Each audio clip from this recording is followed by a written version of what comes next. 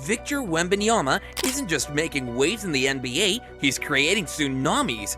In a league known for its stars and seasoned veterans, Wembanyama has burst onto the scene with the force of a supernova. But what makes this young rookie so special? How does he compare to legends like David Robinson? Let's dissect Wembanyama's historic performance and delve into the makings of a true basketball phenom. So on to the very first play of the game, Jakob attempts to go one-on-one against Victor. He throws in a shoulder bump for separation, but it turns out there's no separating from Victor. On the flip side, Victor takes control, trailing the play and confidently sticking a three from the top of the key. Right from the get-go, you could sense it was going to be a memorable night. Standing at a staggering 7 feet 4 inches with an astonishing 8-foot wingspan, Wembanyama embodies the epitome of height and length, casting a looming shadow over his opponents on both ends of the court. Victor Wembanyama's remarkable stature not only makes him a defensive juggernaut, but also a nightmare for anyone daring to challenge his offensive ability. With the agility of a gazelle and the defensive instincts of a hawk, Wembanyama effortlessly swats away shots with the finesse of a seasoned veteran. His imposing presence alters the trajectory of shots, instilling fear into the hearts of even the most skilled adversaries. But Wembanyama's dominance isn't confined to the defensive end. His offensive arsenal is just as formidable, drawing comparisons to none other than the NBA superstar Anthony Davis. Much like Anthony Davis, Victor Wembanyama possesses a versatile skill set that leaves defenders bewildered and scrambling to contain him. Wembanyama has the ability to glide effortlessly off screens, rising with impeccable timing to drain mid-range jump shots. But wait, there's more. With the aggression of a charging bull, he attacks the rim with ferocity, punishing any defender foolish enough to stand in his path. Victor Wembanyama isn't just a paint presence, he's a threat from beyond the arc as well. His ability to knock down three-pointers adds another dimension to his already lethal offensive game. One of the most unexpected things about Wembanyama's skill is how well he plays close to the basket. Despite his young age, he handles himself like an experienced player down low, using smooth footwork and a variety of moves. Playing against the Spurs feels like attempting to score against a wall.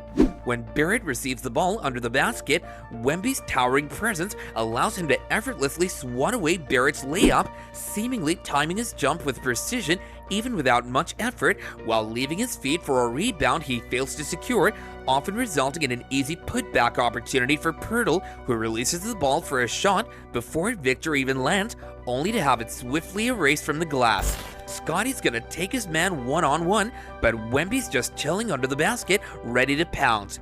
He's like this giant wall, covering both the ball and Scotty's man. It's like trying to get past a mountain. That's why he's a killer in drop coverage. He's basically shutting down two players at once.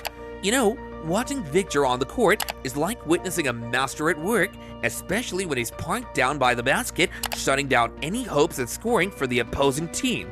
But man, the modern NBA offenses don't make it easy for him.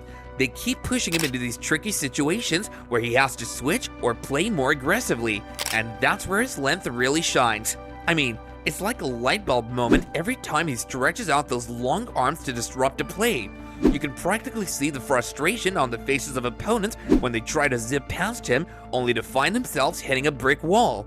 Take for instance, when quickly attempted to pull off some fancy footwork to dance around Victor, but no dice. It's like Victor had his number, shutting down every avenue quickly thought he had. And don't even get me started on that missed opportunity with Poeltl wide open for a pass. Scotty fumbles it, and you're left scratching your head, wondering how that even happened. Then there's that intense one-on-one showdown between Scotty and Victor, with the whole court cleared out. You could feel the tension building as they sized each other up. Scotty makes his move, driving to the paint with all the confidence in the world, but Victor, he's not backing down. He throws in a crafty fake, spinning into a shot that you think was money in the bank. But nope, blocked off the glass. And just when you think it's over, he snags that rebound, only to get swatted again by Wemby for the 7th time in the game. Block number 8 came in transition as he chased the play from pretty far behind, timing his jump with the ball's release. Notice how, as the finisher adjusted his release angle, Wemby adjusted his block. That's masterful stuff. His ninth rejection came with 40 seconds left in the third quarter. He and Cedi Osman actually miscommunicated on a switch, which should have resulted in an easy 2 for the slipping Barnes, but guess who was chasing him down by the end of the third?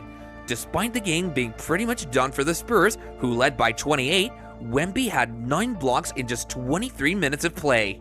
You know, if you glance at the box score, it's pretty easy to spot the highlights. 2 steals, 6 deflections, and a whopping 10 blocks. Anyone would take a look and think, wow, this guy had a killer defensive performance. And sure, that's definitely part of the story, but let me tell you about the stuff you won't find neatly listed in those stats. Like all the shots he forced away from the paint, making Toronto settle for long twos they probably weren't thrilled about, you won't see those numbers in the box score, unfortunately. But what you will see is the Raptors' offensive struggle. In Victor's 29 minutes on the court, they managed a measly 79 points per 100 possessions. To put that into perspective, their season average was a much healthier 114.1. That's not just good defense, it's a full-on masterclass. Imagine being on the court, disrupting plays left and right, making the opposition settle for shots they don't want, and essentially grinding their offensive gears to a halt. It's not just about steals and blocks, it's about control, strategy, and the art of making your opponent play your game. And Victor nailed it.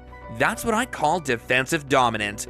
Victor wasn't just a defensive powerhouse in this game, he was making waves on offense too, and in a crazy fast-paced match like this one. Now if you're on the defense trying to play catch-up, you gotta prioritize, right? But here's where it gets wild. Scotty completely dishes the middle to jump on Victor early, leaving Sohan with a clear path to the hoop for an easy dunk. Talk about a defensive gamble gone wrong. Now in the half-court time, Victor's like a monster screener, and let me tell you, switching on him, not even an option. The Raptors tried it once and ended up learning the hard way. When he's rolling, the biggest nightmare for defenses is him catching that ball anywhere close to the basket. And when they load up to stop him, he's got this sneaky move where he just shoots over the top of everyone with that height advantage. I'm telling you, it's like watching a chess game unfold on the court, with Victor playing the master strategist, making moves that keep the defense guessing at every turn. It's no wonder he's making such a huge impact on both ends of the floor. So what's Wemby's weakness?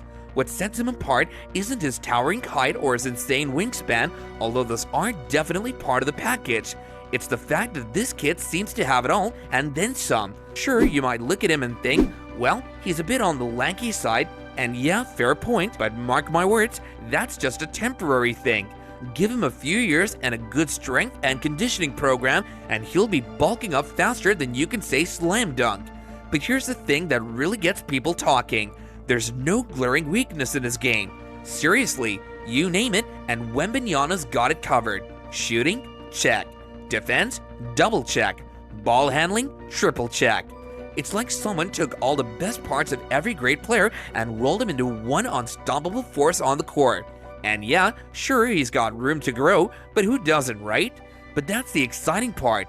Imagine what this kid's gonna look like in a couple of years from now once he's had some time to fine-tune those skills and polish up his decision-making.